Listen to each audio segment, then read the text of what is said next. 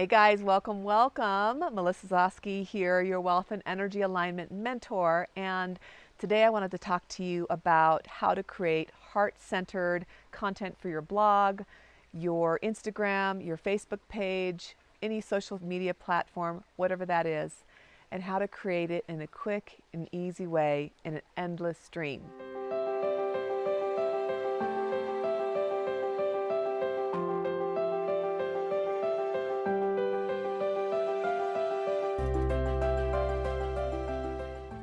Oh, wouldn't that be nice? You can have just an endless stream of content. You wouldn't have to worry about it. All you'd have to be doing is posting it, right?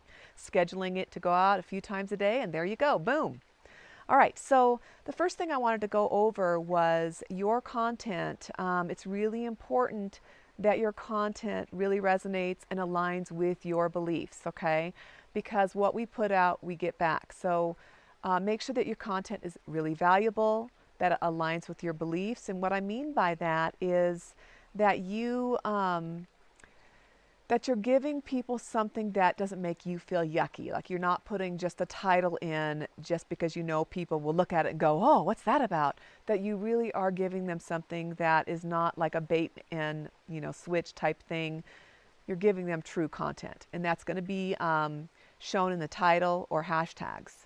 When you do that, you send out there to the universe something that you feel good about. If you send out something yucky, you're sending that out to the universe. People pick up on that. That energy comes back to you, and what it's saying to your ideal client is, ooh, stay away, warning, warning. It reminds me of Lost in Space, where it's like, warning, Will Robinson, warning, warning, stay away. We don't want that. We want our clients to really be aligned with what we are trying to deliver them. We want them to be attracted to it. We want to be charismatic. So it's really important. And no fluff, guys. We want true value, all right? The fluff is over. We are living in this overwhelm, like this technology overwhelm right now, and we really need to make sure that what we put out is really high value. So, for example, content is so easy to make. I mean, it really is. And if you are, like, say, working with entrepreneurs, the content can be as easy as how to use Canva or how to schedule a Facebook post. I mean, super easy stuff like that. How to even start a Facebook page. Some people don't know how to do that. We forget how much we actually know.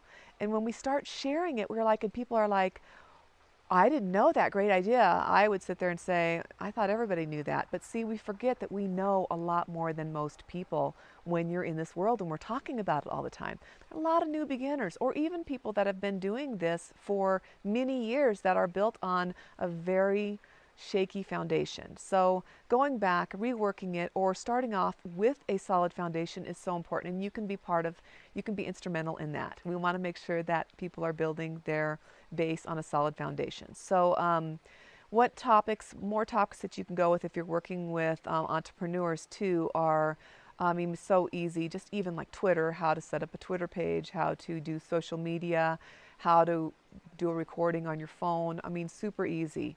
If you're working with people that are struggling with health issues, that's super easy too. You can go in and look at Pinterest recipes. You can help them with recipes that are very healthy recipes, quick, easy exercise in 10 minutes, topics like herbs and oils that help with specific issues. You can give them that education. You can make small blurbs. You can make videos on it, take the video, transcribe it, make more content out of that.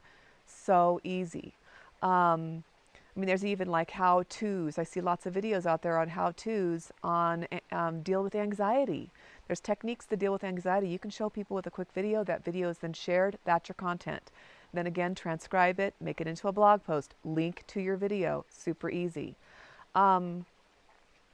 So to be able to get a grip on that, there is really no information. This information is taught by somebody somewhere out there somewhere, okay?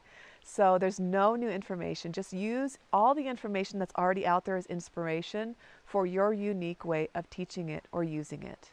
And then you can get over that because you don't have to come up with new content because there is no new content, all right? What I do is I read a ton of books. I love books. I get a lot of information that way.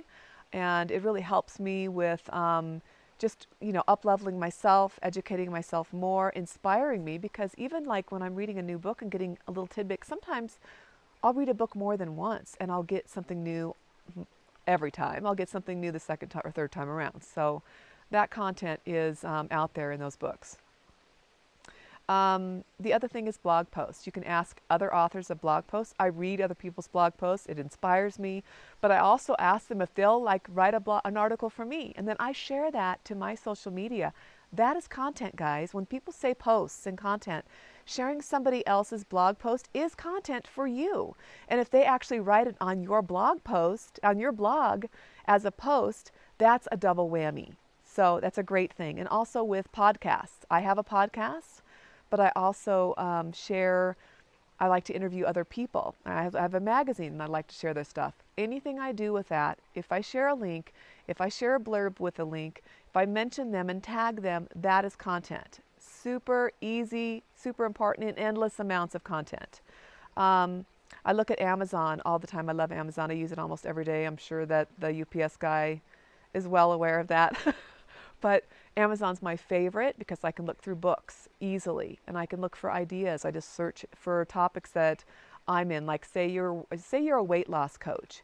You can look for easy weight loss and the emotional challenges dealing with it, or the emotional weight loss, or emotions and losing weight, those type of things. Or anything, recipes, best keto diet. Keto is a huge buzzword right now. Best keto diet to lose weight fast. And then look at the books. You might be a health coach and you could learn about keto more. Maybe you already know about keto, but you get some more inspired idea for content. So you see where that goes. So Amazon is huge. Looking at Facebook groups and what are people posting that they're struggling with? What do they need help with? That's always there. Facebook groups are great to lurk, but they're also great to really talk and ask what people are using, what they're finding the best help with, what they need help with.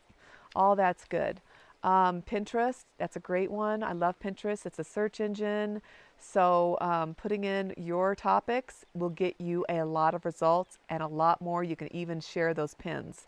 I think I mentioned this, but hashtags, making sure that you're using hashtags that your client would use, not your peers, because your peers are more seasoned. They're going to be using more seasoned hashtags that your client might not be aware of. So make sure you're talking in their language, okay? Amazon, the book reviews, reading those really helps with finding out what your ideal client's language is, because it's coming from their mouth. It's coming from their typing, from their words. So it's actually what they're saying. When you use their words, they connect with that better. Again, when you create videos, you can post those videos on YouTube, Facebook's live streams, you can do those and you can repost those. You can share those links. Instagram TV is huge right now, so you can try that. You can also share these videos and share them to YouTube and transcribe them. And when you transcribe them, you can share that transcription as a blog post or other shares, other posts. So the biggest thing is to just, when you create this content, you can save the content. If you get a lot, like some days I'll find I've got like 10 topics and I put them into notes on my computer.